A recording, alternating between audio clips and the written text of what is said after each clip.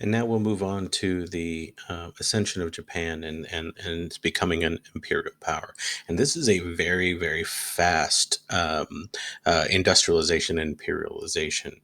Japan moves at a speed that is unmatched by any other nation of this time period, or really of any time period, either Eastern or Western. This is a mobilization of a people and a nation that happens over the course of just decades, as opposed to some where it takes centuries. Um, so when we last left the Tokugawa, they were definitely, or when we last left the island nation of Japan, it was closed off. The Tokugawa shogunate was still in charge, but their power had begun to wane towards the end of the middle, or basically from the middle of the 1700s. You start seeing a little bit of erosion of power, and really by the beginning of the 1800s you are in what the Japanese call the Bakumatsu period, which is the era of waning power, as the Tokugawa have a closed off system known as the policy of Sokoku, which basically means a closed off country. They are closed off to the west, and they uh, do not really want to do anything with the west. This is going okay for them until they have a confrontation with the United States in 1854. Admiral Matthew Perry, shown here, is part of a force that decides that they're going to open up trade and stop interfering with trade in the Pacific, or the island of Japan will stop interfering with trade, and that the United States will force them to. And so, bringing in a lot of the naval might, Matthew Perry comes in to Japan, shows off the force of the United States the United States naval power, and basically makes the Japanese open up trade. The Japanese have no answer for the show of force.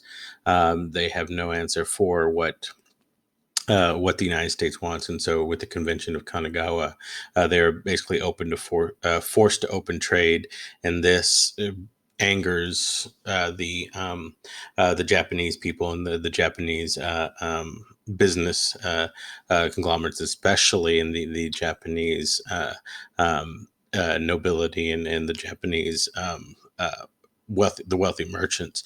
And so this leads to the Tokugawa being put on their heels, having to explain why this happened. And basically, you see the Tokugawa shogunate eventually ousted in 1867. You have Tokugawa Yoshinobu, shown here. He really wants to begin to reform. The country begins to dress much more Western, begins to have Western ideals put into place, and these reforms fail because no one really believes in the power of the Tokugawa shogunate at this time. They are needed reforms, but they are reforms that no one really cares to follow. And so eventually, here the emperor is going to be given supreme authority. He's back on the throne, back in power, and this basically restores the power of governing to the emperor. And so you have the Meiji Restoration with Emperor Meiji here. Remember that under the under the shogunate system, the emperor has very little power. But with the Tokugawa, with their power waning, this leads to the rise of Meiji. Japan's isolation costs them, and basically the emperor decides to set in. And this is a very important restoration. Instead of the Tokugawa declining and the other shoguns and the other clans fighting to see who will take over, with Emperor Meiji deciding to restore himself to prominence, put himself in the center of government. This unifies the clans. Remember that the emperor in Japan has the divine right of kings, has the mandate of heaven, and so they really can't attack him publicly or anything like that. And so this unifies all the different clans instead of all of them coming together and fight. The reforms under the central government can strengthen the country by unifying the clans, by bringing a strong central government. It can strengthen the country and move it forward in one direction. The shogunate system has been broken. It no longer works. It is a dead system, and so the you see this Meiji Restoration bringing about modern Japan. You have a modern military that comes out of this. You have an imperial army based on universal conscription. You have the samurai being replaced with modern soldiers, and you have the introduction of modern Western tactics for the army and for the navy. So you have Western, especially American soldiers being brought in to teach the Japanese how to uh, how to be soldiers, how to be westernized soldiers. You also have a modern economy you also have the importing of Western ships and Western weapons, especially very good guns from the United States, and the Japanese government is very willing to bring these in. You also have the beginning of a modern economy. You have the rise of what are known as zaibatsus, or wealthy cliques. And these zaibatsus are going to be basically clans that are in charge of one part of the economy. Um, so you have these four zaibatsus. You might recognize one of them that still exists, but the zaibatsus are Sumitomo, Mitsubishi, Mitsui, and Yasuda. And these are all clans that have, that were put in charge of different components of industry, like the railroads or oil or banking, as in Yasuda's here. So they were in charge of everything. They had a lot of power, and basically, Emperor Meiji realizes that this is the way that needs to happen.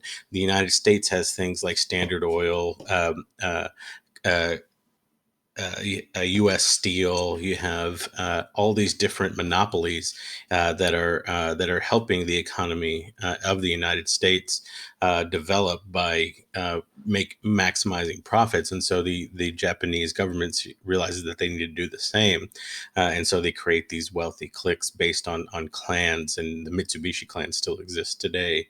And I think like something like the Yasuda clan. Eventually is broken up after World War II, but a lot of these companies exist. They're no longer um, just controlled by the clans. They're a lot more open now, but they're very effective companies that um, have a lot of loyalty with the people, because they are clan based, and some people have worked generations for the same company, for the same zaibatsu. And so you have a lot of people that are willing to uh, go the extra mile for the company, because the companies are loyal to them. You also have the beginning of modern infrastructure with um, the rise of ports and new boats, the planned cities, and a merchant marine that begins to trade throughout the Pacific, and begins to establish Japan as a dominant force in trade. And so you have also the beginning of a modern society. Um, where universal education is granted to the people, where women are given an opportunity to get into education, and where Western ideas and fashions are moving to the forefront.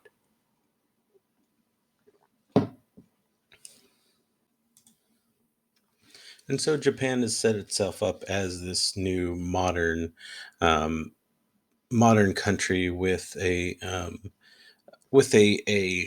new modern economy, a new modern society, and most importantly, a new modern military. Well, the thing is, when you have this new industrial force with a modern military, then you're going to have to do something with that new military. And so Japan's uh, modernization from the 1860s up until the 1890s brings with it militarization.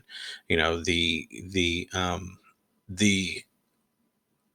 nation of Japan has quickly moved through and has quickly become a strong force in the East, and they need outlets for the weapons that they've bought, for the training that they have gained from Western forces. And so the Chinese are still out there. The Chinese are an enemy, and you have Western powers encroaching onto Japanese territory, and territory that the Japanese uh, the Japanese feel that is their territory. And so this is going to eventually lead to a couple of major wars.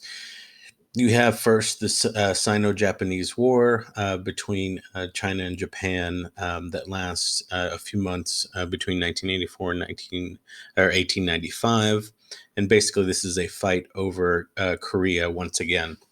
You've seen this before, uh, that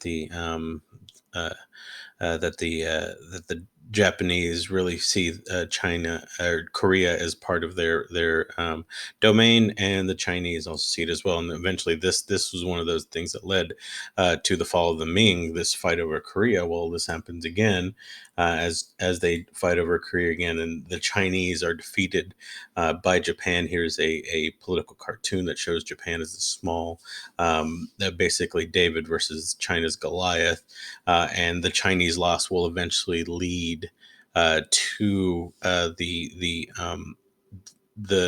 opening up of or the um, rise of the Boxers and the Boxer Rebellion. It would be one of those dominoes that basically leads it to happen.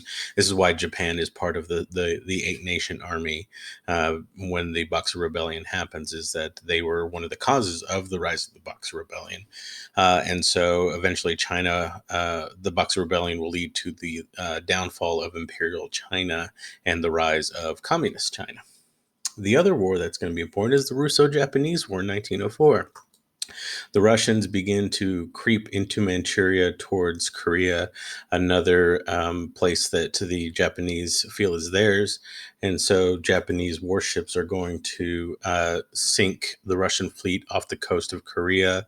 The Japanese military strength and their modern war is going to help them defeat the Russians. Look at both of these wars are less than a year in totality. So you have 1867, the fall of the Tokugawa, the rise of Emperor Meiji, the beginning of the Meiji Restoration, the beginning of industrialization and modernization. By 1905, you have beaten the Japanese military has beaten China and now has beaten Russia, and the Russian defeat leads to the weakening of the Tsar, and basically the Tsar asked the United States to step in because they don't trust any of the European forces, and so this leads to the Treaty of Portsmouth in Portsmouth, Rhode Island, and the Tsar is forced to sign a non-aggression pact with Japan, not expand eastward again. And this is one of the first of several defeats of the Tsar that are eventually going to lead to the Russian Revolution, which will be the downfall the of the imperial forces in Russia and the rise eventually of communist Russia. So the Japanese during this decade defeats China and Russia, which sets into motion things that lead to the rise of the communist parties in both countries. I always find that very interesting that that Japan, with its military might, begins to it is the force that basically leads to the rise of communism in the East.